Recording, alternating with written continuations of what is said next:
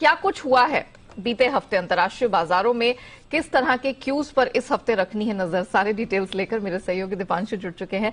Deepanshu, morning, जबरदस्त match हमने देखा ओवर द वीकेंड, लेकिन क्या वैसे ही धमाकेदार तेजी के संकेत इंटरनेशनल मार्केट से मिल रहे हैं? हमारे मार्केट्स कैसे आज रिएक्ट करेंगे? दो अलग कहानियां हैं। अगर आप फ्राइडे का हैंडओवर देखें तो डेफिनेटली बहुत ही मजबूत है। जैसे आपने कहा, कमोडिटीज में बड़ा एक्शन था, यूएस में बड़ा एक्शन हमने होते देखा, 4 दिन की गिरावट पर ब्रेक लगा।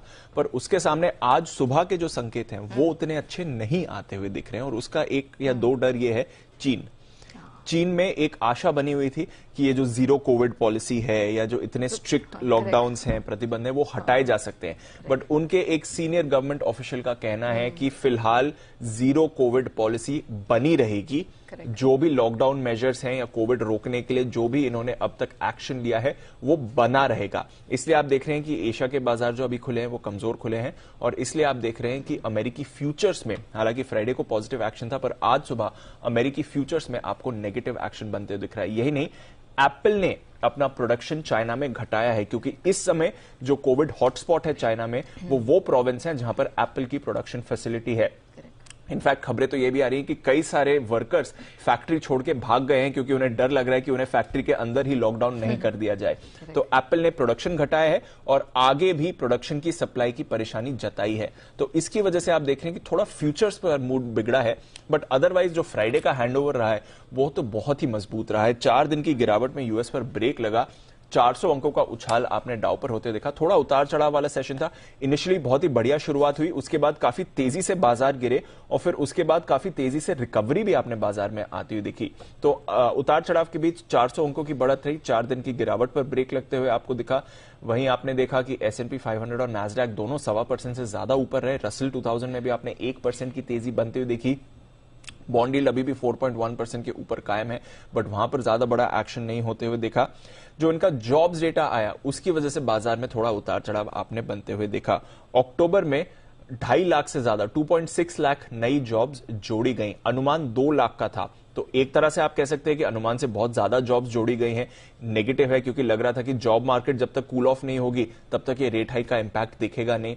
तो उस पर इनिशियल रिएक्शन जरूर आपने देखा, पर उसके बाद जो बेरोजगारी के आंकड़ा है वहां से बाजार का मूड थोड़ा सुधरा।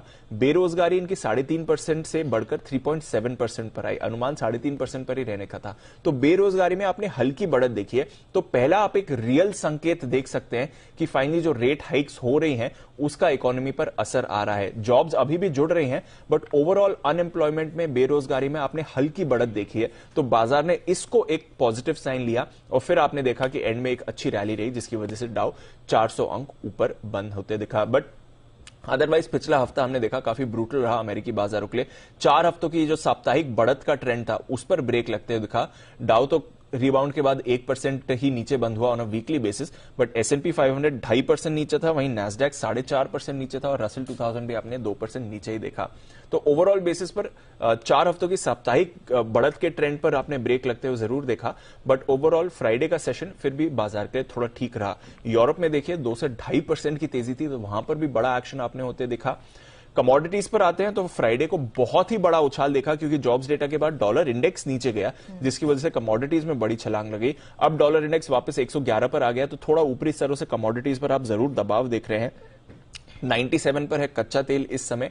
नेचुरल गैस पर रखिए नजर, $7 पर आ गई है। 1 महीने की ऊंचाई पर आपको नेचुरल गैस के दाम इस समय दिख रहे हैं।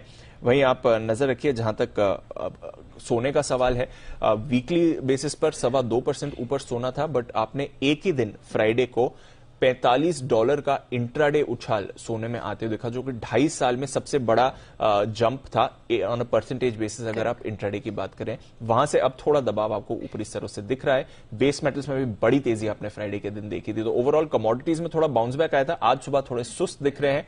और इस हफ्ते की बात करें तो अगेन डेटा के लिहाज से इंपॉर्टेंट रहेगा, क्योंकि कल यूएस में मिड टर्म इलेक्शंस हैं, वो एक सेंटिमेंट पर इफेक्ट कर सकते हैं। यूएस का इन्फ्लेशन और कंज्यूमर सेंटिमेंट डेटा आएगा, चीन का इन्फ्लेशन डेटा आएगा, और यूके के Q3 जीडीपी डेटा भी आने वाले। तो अर्निंग्स तो चली रही हैं, तो काफी इंपॉर्टेंट डेटा लिहाज के वीक है। बट हाँ, एक पहला संकेत आया कि रेट हाइक्स का कुछ इंपैक्ट इकोनॉमी पर हो रहा है। देखते हैं बाजार इसको कैसे पचाते हैं। ओके, चलिए, तो बहुत सारे ऐसे डेटा हैं और बहुत सारे ट्रिगर्स हैं जिस पर हम देख रहे हैं ग्लोबल मार्केट पर, चाहे वो इक्विटी या कमोडिटी स्पेस हो, रिएक्ट करते हुए नजर आ रहे हैं। शुक्रिया दीप, वो पूरी डिटेल्स दर्शकों के साथ